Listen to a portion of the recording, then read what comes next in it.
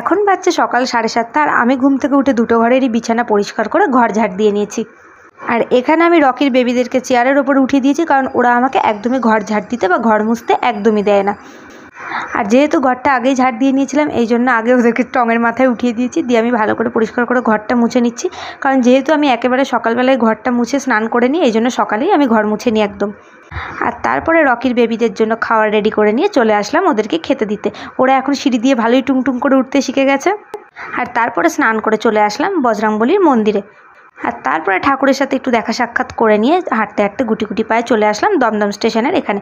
কারণ এখানে একটা পরোটার দোকান আছে, এখানের পরোটার আলুর দমটা খেতে আমার দারুণ লাগে। আর আমি পরোটার ডিম আর আলুর দম নিয়ে চলে এসেছি বাড়িতে। আর দোকানে দাঁড়িয়ে খেতে যেহেতু ভালো লাগে না, এই জন্য বাড়িতে এনে শান্তি করে খাওয়ার মজাই আলাদা। আর এতদিন গরম পড়ার পরে অবশেষে কালকে রাত্রি বৃষ্টি হয়েছিল, এই জন্যই আজকে সকালে আমার এত হাঁটাহাঁটির ধুম লেগেছে।